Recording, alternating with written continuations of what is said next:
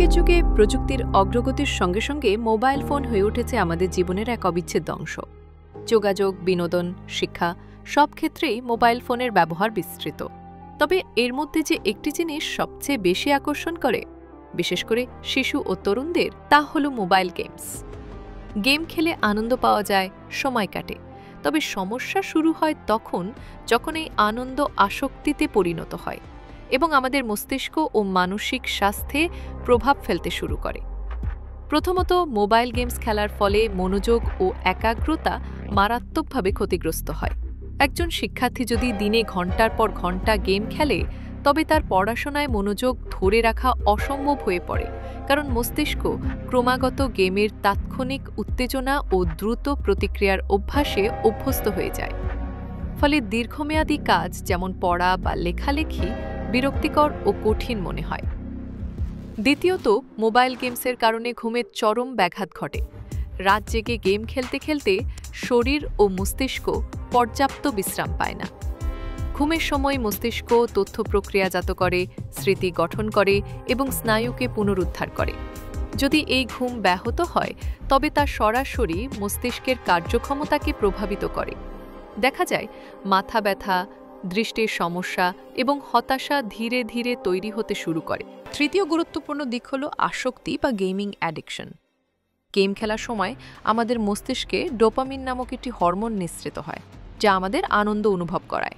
কিন্তু যখন এই আনন্দের মাত্রা বাড়তে থাকে এবং মস্তিষ্ক শুধু গেম থেকেই আনন্দ পেতে চায়, তখন সেটা নেশায় পরিণত হয়। তখন আর বাস্তব জীবনের কোনো কাজেই ভালো লাগা তৈরি হয় না। বন্ধু, পরিবার, এমনকি নিজের ভবিষ্যৎ নিয়েও আগ্রহ থাকে না। এছাড়া যেসব গেমে সহিংসতা, মারামারি বা যুদ্ধ থাকে, তা শিশু কিশোরদের মানসিকতায় খারাপ প্রভাব ফেলে।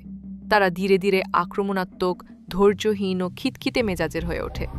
বাস্তব জীবনের ছোট ছোট বিরোধে তারা রাগান্বিত বা সহিংস হয়ে উঠতে পারে, কারণ গেমের জগতে তারা এমনটাই দেখে ও শিখে। আরও একটি গুরুত্বপূর্ণ দিক হল সামাজিক বিচ্ছিন্নতা। মোবাইল গেমসের প্রতি অতিরিক্ত আকর্ষণ বাস্তব জগতের সম্পর্কগুলোকে দুর্বল করে দেয়। আগে যেখানে ছেলেমেয়েরা মাঠে খেলতে যেত, বন্ধুদের সঙ্গে সময় কাটাতো, এখন তারা একা ঘরে বসে ভার্চুয়াল জগতে মগ্ন থাকে। এতে সামাজিক দক্ষতা, সহানুভূতি এবং বাস্তব জীবনের মানসিক ভারসাম্য অনেকটাই হারিয়ে যায়। শুধু মানসিক নয়, দীর্ঘ সময় ধরে স্ক্রিনে তাকিয়ে থাকার ফলে দেখা দেয় চোখের ক্লান্তি, মাথা ব্যথা ও ঘাড়ে ব্যথা। এসব সমস্যাও মস্তিষ্কের কার্যকারিতা ও শরীরের সামগ্রিক স্বাস্থ্যকে দুর্বল করে তোলে। তবে সবশেষে বলতেই হয়, মোবাইল গেমস একেবারে খারাপ নয়, যদি তা নির্দিষ্ট সময়ে, সচেতনভাবে ও ভারসাম্যের সঙ্গে খেলা যায়, তাহলে কিছু উপকারও হতে পারে, যেমন রিফ্লেক্স উন্নতি, সমস্যা সমাধানের ক্ষমতা বৃদ্ধি ইত্যাদি। কিন্তু সেই সীমারেখা না মানলে আনন্দের মাধ্যম হয়ে উঠতে পারে ধ্বংসের কারণ। আমরা কেউই চাই না আমাদের ভবিষ্যৎ প্রজন্ম একটি ভার্চুয়াল নেশায় মস্তিষ্ক হারিয়ে ফেলুক। তাই এখনই সময় আমরা নিজেরা সচেতন হই, আমাদের সন্তানদের গেমের ক্ষতিকর দিক বুঝিয়ে বলি এবং বিকল্প স্বাস্থ্যকর আনন্দের পথ তৈরি করি।